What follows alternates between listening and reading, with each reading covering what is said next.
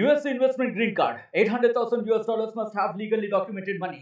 Exit period after 3 years. Shuda LP 6302946180. మనతో పాటుగా BRS party రాష్ట్ర నాయకులు ఆర్ఎస్ ప్రవీణ్ కుమార్ ఉన్నారు. సార్, బీసీలకు సంబంధించినటువంటి విషయంలో రిజర్వేషన్లను ఖచ్చితంగా ఇవ్వాల్సిందే. 42% రిజర్వేషన్ తర్వాతనే ఖచ్చితంగా లోకల్ బాడీ ఎలక్షన్స్ పోవాలనేటువంటి దానికి మీరు ఎట్లా చూస్తారు? ఇవ్వాలండి. మరి కామారెడ్డి డిక్లరేషన్లో చెప్పిండ్రు కదా ఇస్తామని చెప్పి ఇవ్వాలి. మరి అన్ని గ్యారంటీలు ఇచ్చి జనాలను మోసం చేసినట్టుగా మళ్ళీ బీసీలను మోసం చేసే ప్రమాదం ఉందనే విషయం మీదనే ఈరోజు ఇక్కడ ధర్నా జరిగింది. సో తప్పకుండా మరి తెలంగాణ రాష్ట్ర ప్రభుత్వం ఇవ్వకపోతే మాత్రం మేము ఎంతటి పోరాటానికైనా సిద్ధమవుతామని మేము చెప్పడం కోసం ఇక్కడికి వచ్చింది. బీఆర్ఎస్ పార్టీకి సంబంధించినటువంటి విషయంలో చాలా స్కాములు అని చెప్పేసి చాలా రకాలుగా, అంటే 25 మంది ఎమ్మెల్యేలు బయటికి పోబోతున్నారని ఇట్లాంటి వాదనలు వినబడతా ఉన్నాయి. మీరు ఒక బీఆర్ఎస్ పార్టీ నాయకుడిగా మొన్న నాగర్ కర్నూలులో ఎంపీ అభ్యర్థిగా పోటీ చేసినటువంటి వ్యక్తిగా ఏంటి అసలు బీఆర్ఎస్ పరిస్థితి ఎట్లా ఉండబోతుంది అనుకుంటున్నారు? బీఆర్ఎస్ అద్భుతంగా ఉందండి.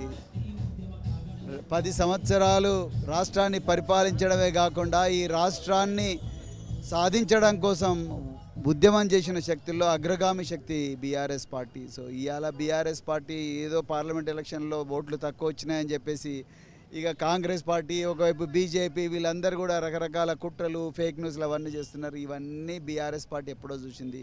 ఈ 25 సంవత్సరాల ఉద్యమ ప్రస్థానంలో ఇవన్నీ కామన్ బీఆర్ఎస్ పార్టీకి చాలా ఈజీగా అర్థమవుతున్నాయి. అందుకొరకు తెలంగాణ ప్రజలు ఎవ్వరు కూడా నేను అనుకుంటా ఈ ఫేక్ న్యూస్ని చూసి ప్రభావితం కారనుకుంటున్నా. తప్పకుండా బీఆర్ఎస్ పార్టీ మళ్ళీ అధికారంలోకి రాబోతున్నది.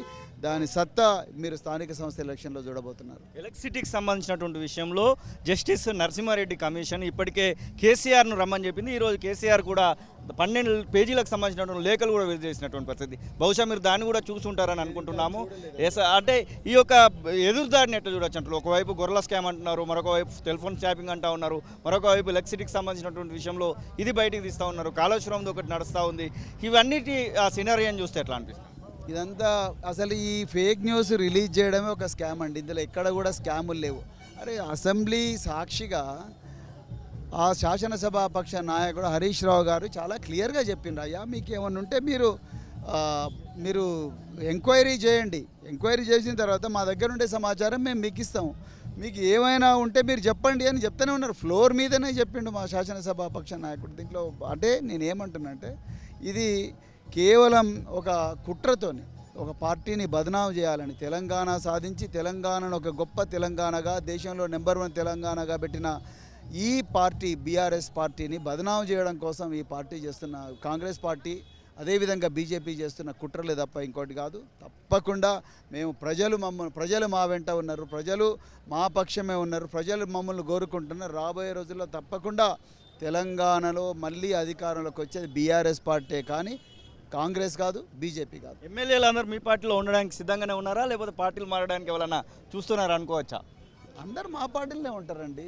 ఒక్కరిద్దరు పోయినంత మాత్రాన, ఒక్కరిద్దరు జంప్ అయినంత మాత్రాన పార్టీకి ఏమైనా అవుతుంది అనుకుంటారా? నేను అదే చెప్తున్నా, ఇలాంటి కుట్రలను, ఇలాంటి వెన్నుపోట్లను 25 సంవత్సరాల్లో మత్సు చూసిండ్రు కేసీఆర్ గారు. ఇది ఒక లెక్క కాదండి, దాని గురించి ఎవ్వరు పట్టించుకోరు. మరిన్ని వీడియోస్ కోసం ఛానల్ ని సబ్స్క్రైబ్ చేయండి, లేటెస్ట్ అప్డేట్స్ కోసం వాట్సాప్ ఛానల్ ని ఫాలో చేయండి అండ్ లింక్ డిస్క్రిప్షన్ లో ఉంది.